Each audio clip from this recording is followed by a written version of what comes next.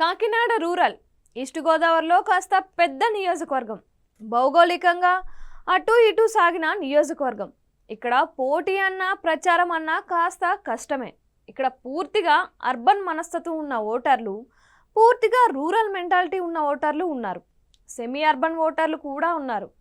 సకల అగ్రవర్ణాల ఓటర్లతో పాటు బీసీ, ఎస్సీ, కాపు, బలిజ ఓట్లు గణనీయంగా ఉన్న నియోజకవర్గం ఇది. అందువల్ల ఇక్కడ ఓటింగ్ ఓ ప్యాటర్న్గా, ఒక మాదిరిగా ఉంటుంది. ఇక్కడ నుంచి కురసాల కన్నబాబు ఇప్పటికీ 2 సార్లు గెలిచారు. ఒకసారి ఓడిపోయారు. ఓడింది స్వతంత్ర అభ్యర్థిగా. అప్పుడు కూడా దాదాపు 43,000 ఓట్లు సాధించారు. అది కూడా స్వతంత్ర అభ్యర్థిగా. కనీసం 30% మంది వే ఉంటే 40% వరకు ఓట్ బ్యాంక్ ఉంది కన్నబాబుకు. తెలుగుదేశం పార్టీకి కూడా మంచి ఓట్ బ్యాంక్ ఉంది. కానీ ఈసారి ఈ స్థానాన్ని జనసేనకు కేటాయించారు. గత 5 ఏళ్లుగా వీలైనంత వరకు ప్రజల్లోనే ఉంటూ వస్తున్న పంతం నానాజీ జనసేన అభ్యర్థి. ఎన్నికలంటూ వస్తే జనసేన అభ్యర్థి ఆయనే అని ముందుగానే డిసైడ్ అయిపోవడం అన్నది నానాజీకి ప్లస్ అయింది.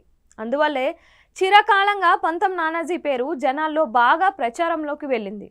ఒక్కసారి అయినా పంతం నానాజీ గెలవాలి పాపం అనే జనాల సంఖ్య గట్టిగానే ఉంది. కానీ ఈ జనాలు అంతా సకల ఈక్వేషన్లు దాటి ఆయనకు ఓటు వేస్తారా అన్నదే చూడాలి. కన్నబాబుకు ప్లస్ పాయింట్ ఏంటంటే నాన్ కాంట్రవర్సీ. ఎవరు వచ్చినా ఎవరు పిలిచినా పలుకుతారు అన్నది ఆయనకున్న అదనపు బలం. నియోజకవర్గంలో ఇప్పుడు కన్నబాబు టఫ్ ఫైట్ని ఎదుర్కొంటున్నారు. గతంలో మాదిరిగా భారీ మెజార్టీని ఆశించడం కష్టం. గెలుపు సాధ్యమైనా కూడా అది 5 నుంచి 10,000 ఓట్ల మేరకే ఉండే అవకాశం ఉంది. జనసేన అధినేత పవన్ పక్కనే ఉన్న పిఠాపురం నుంచి పోటీ చేస్తున్నారు.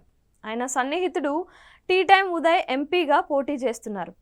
దీని ప్రభావం కాకినాడ రూరల్ మీద, అంటే కన్నబాబు గెలుపు మీద ప్రభావం చూపిస్తోంది అనే అనుమానం స్థానికుల్లో వ్యక్తమవుతోంది. BC, SC, ST vote bank మీద కన్నబాబు గట్టి నమ్మకంతో ఉన్నారు.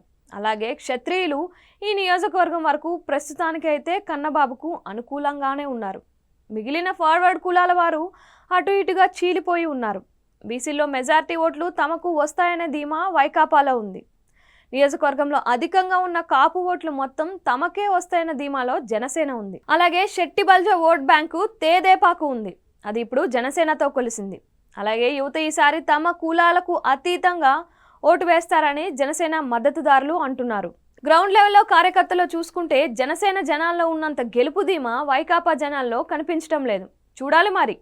మార్జిన్లో వచ్చేస్తాం, లాస్ట్ 1 వీక్లో అంతా మారిపోతుంది, ఇలాంటి మాటలు వినిపిస్తున్నాయి. జనసేన వరకు ఉన్న ప్రధాన బలం అభ్యర్థి మీద ఉన్న సింపతి మాత్రమే. అయితే బీసీ ఓట్లలో 80% వరకు ఎస్సీ, ఎస్టీ, మైనారిటీ ఓట్లు, కాపు ఓట్లలో కనీసం 30% కన్నబాబుకు వస్తాయనే విశ్లేషణలు కూడా ఉన్నాయి. అందువల్ల పోటీ చాలా గట్టిగా, ఎటు తేల్చి చెప్పలేనంతగా ఉంది. చివరి వారంలో ఎలా తిరుగుతుందో చూడాలి.